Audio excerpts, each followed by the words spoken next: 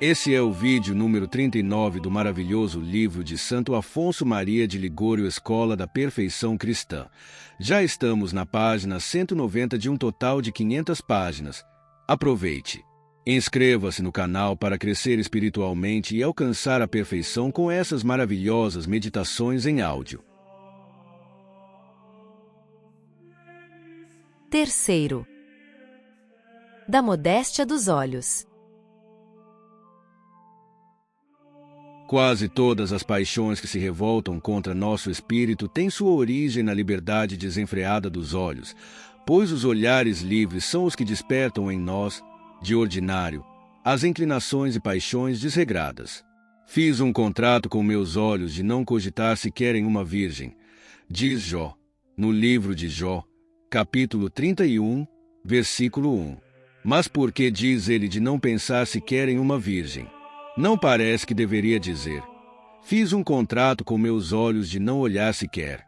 Não, ele tem toda a razão de falar assim, porque o pensamento está intimamente ligado ao olhar, não se podendo separar um do outro. E, para não ter maus pensamentos, propôs esse santo homem a nunca olhar para uma virgem. São Agostinho diz: do olhar nasce o pensamento, e do pensamento a concupiscência. Se Eva não tivesse olhado para o fruto proibido, não teria pecado. Ela, porém, achou gosto em contemplá-lo, parecendo-lhe bom e belo. Apanhou, então, e fez-se culpada da desobediência. Aqui vemos como o demônio nos tenta primeiro a olhar, depois a desejar e, finalmente, a consentir. Por isso, nos assegura São Jerônimo que o demônio só necessita de nosso começo. Dá-se por satisfeito se lhe abrimos a metade da porta, pois ele saberá conquistar a outra metade. Um olhar voluntário, lançado a uma pessoa de outro sexo, acende uma faísca infernal que precipita a alma na perdição. As primeiras setas que ferem as almas castas, diz São Bernardo, no sermão 23 do livro De Modo Bene Vivendi, e não raro as matam, entram pelos olhos. Por causa dos olhos caiu Davi, esse homem segundo o coração de Deus. Por causa dos olhos caiu Salomão, esse instrumento do Espírito Santo. Por causa dos olhos, quantas almas não se perderam eternamente? Vigie, pois, cada um sobre seus olhos. Se não quiser chorar uma vez com Jeremias, meus olhos me roubaram a vida. Livro do profeta Jeremias, capítulo 3, versículo 51.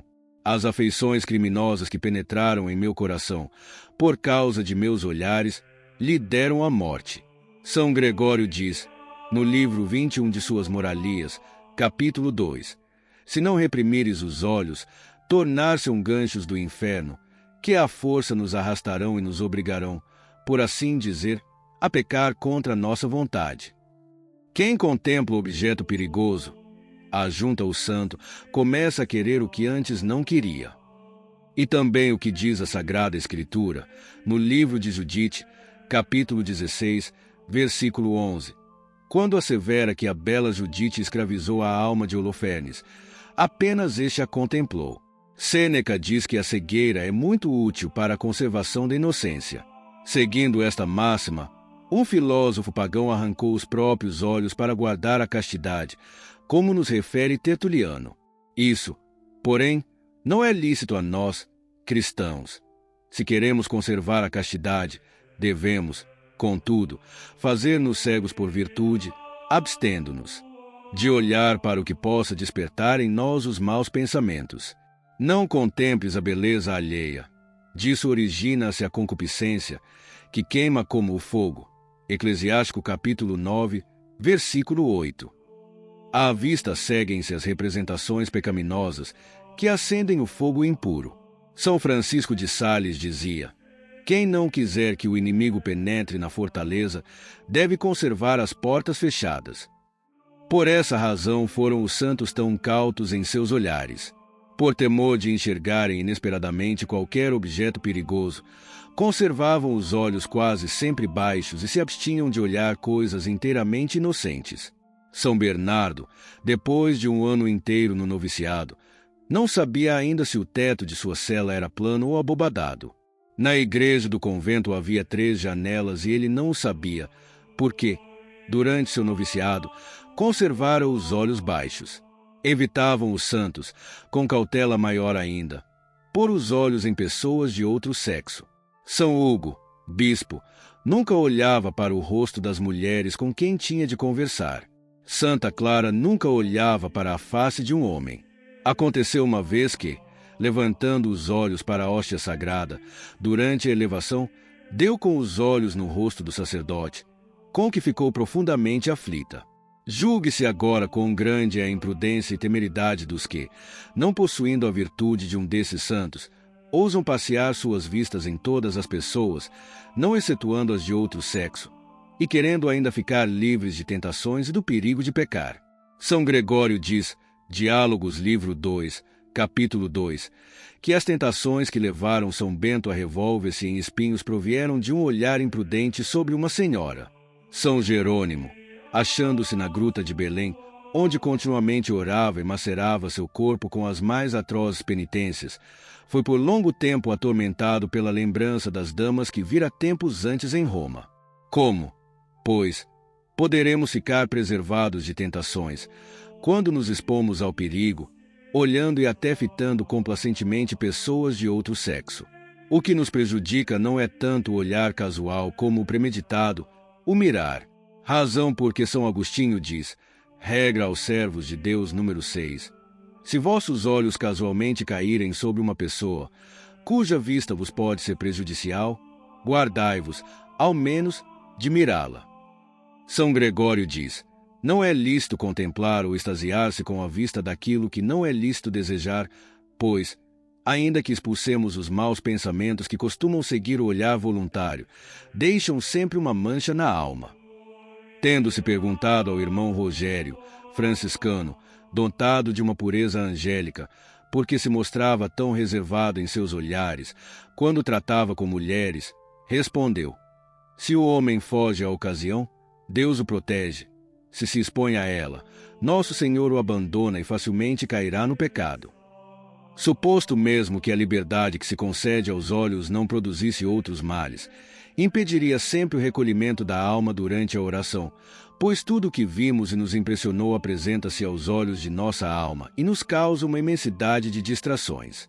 Quem goza do recolhimento de espírito durante a oração, tome muito cuidado para não se ver privado dessa graça, dando liberdade a seus olhos. Está fora de dúvida que um cristão que vive sem recolhimento interior não pode praticar as virtudes cristãs da humildade, da paciência, da mortificação, como deveria. Guardemo-nos, por isso, de olhares curiosos, e só olhemos para os objetos que elevam para Deus o nosso espírito. Olhos baixos elevam o coração para o céu, dizia São Bernardo.